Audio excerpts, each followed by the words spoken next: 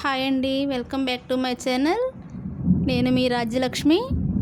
ఈరోజు మన recipe tomato egg masala gravy curry. ఈ కర్రీ చాలా సింపుల్గా చేసుకోవచ్చు, చాలా టేస్టీగా కూడా ఉంటుందండి. ఈ టమాటా ఎగ్ మసాలా గ్రేవీ కర్రీని అన్నంలోకైనా చపాతీలోకైనా తీసుకోండి. ఈ రెసిపీ కోసం ముందుగా స్టవ్ ఆన్ చేసుకొని కడాయి పెట్టుకొని 2 స్పూన్స్ ఆయిల్ వేసుకోవాలండి. ఆయిల్ హీట్ అయిన తర్వాత మనము మసాలా దినుసులు వేసుకోవాలి. ఒక బిర్యానీ ఆకు, 2 యాలకులు, 2 లవంగాలు, చిన్న ముక్క దాల్చిన చెక్క వేసుకోవాలి. ఇవి ఫ్రై అయ్యాక ముందుగానే కట్ చేసి ఉంచుకున్న ఆనియన్ ముక్కలను వేసుకోవాలి. నేను ఒక 2 పెద్ద సైజు ఉల్లిపాయలను చిన్న ముక్కలుగా కట్ చేసుకొని తీసుకున్నాను. ఆనియన్ వేసాక ఒకసారి కలపాలి. ఆనియన్ కొంచెం మగ్గినాక కరివేపాకును వేసుకోవాలి. కరివేపాకు ఫ్రై అయ్యాక ఒక 3 పచ్చిమిర్చిని ముక్కలుగా చేసి వేసుకోవాలి. ఆనియన్ గోల్డెన్ బ్రౌన్ కలర్ వచ్చాక అల్లం వెల్లుల్లి పేస్ట్ని 1 స్పూన్ వేసుకోవాలి. అల్లం వెల్లుల్లి పేస్ట్ పచ్చివాసన పోయేంత వరకు వేయించుకొని ఆ తర్వాత ముందుగా కట్ చేసి ఉంచుకున్న టమాటా ముక్కలను ఇందులో వేసుకోవాలి. నేను ఒక 6 మీడియం సైజ్ టమాటాలను తీసుకున్నానండి. టమాటా వేసాక బాగా కలుపుకోవాలి. తర్వాత లిడ్తో కవర్ చేసుకొని ఒక 2-3 మినిట్స్ ఉడికించుకోవాలి. 3 మినిట్స్ తర్వాత మనము మూత ఓపెన్ చేసి చూద్దాము. టమాటా కొంచెం మెత్తబడిపోయింది. ఇప్పుడు ఒక 1/2 టీ స్పూను పసుపు వేసుకోవాలి. ఒక 2 స్పూన్ల కారం కూడా వేసుకోవాలి. తర్వాత 2 స్పూన్ల సాల్ట్ని కూడా వేసుకొని ఒకసారి బాగా కలుపుకోవాలి.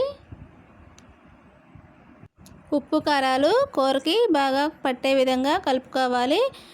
ఇప్పుడు ఒక 1/2 టీ స్పూను ధనియాల పొడిని, 1 స్పూను గరం మసాలా పొడిని వేసుకోవాలి.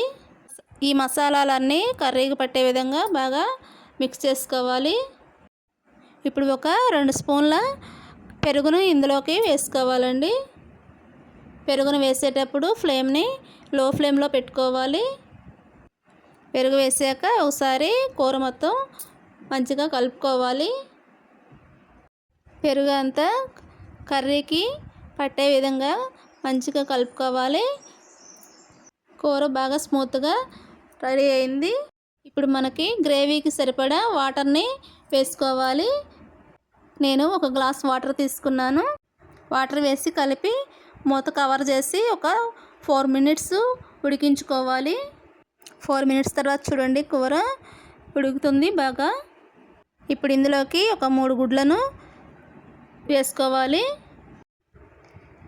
గుడ్లు వేసాక కర్రీని కదపకుండా అలాగే కాసేపు ఉడికించుకోవాలి. 3 to 4 మినిట్స్ కూర ఉడికించుకోవాలి. 4 మినిట్స్ తర్వాత చూడండి కూర చక్కగా రెడీ అయిపోయింది. ఇప్పుడు కొంచెం కొత్తిమీరని కట్ చేసి ఇందులో వేసుకోవాలి. కొత్తిమీర వేసాక ఒకసారి కర్రీని కలుపుకోవాలి. ఒక 2-3 మినిట్స్ కర్రీని ఉడికించుకోవాలి. చూసారా కర్రీ ఎంత బాగుందో? చూస్తుంటేనే నోరూరిపోతుంది కదా, త్వరగా తినాలనిపిస్తుంది. కర్రీ రెడీ అయిపోయింది. ఇప్పుడు దీన్ని వేరొక సర్వింగ్ బౌల్లోనికి సర్వ్ చేసుకుందాము. ఈ కర్రీ అన్నంలోకైనా చపాతీలోకైనా దేనిలోకి తీసుకున్నా కానీ సూపర్గా ఉంటుంది. టేస్ట్ వేరే లెవెల్గా ఉంటుంది.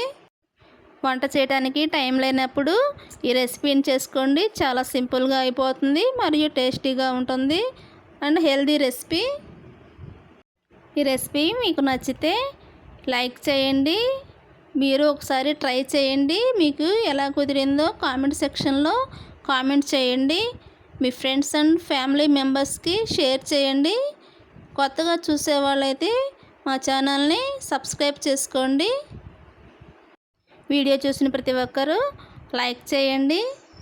మరొక టేస్టీ రెసిపీతో మరలా కలుద్దాం. Thanks for watching.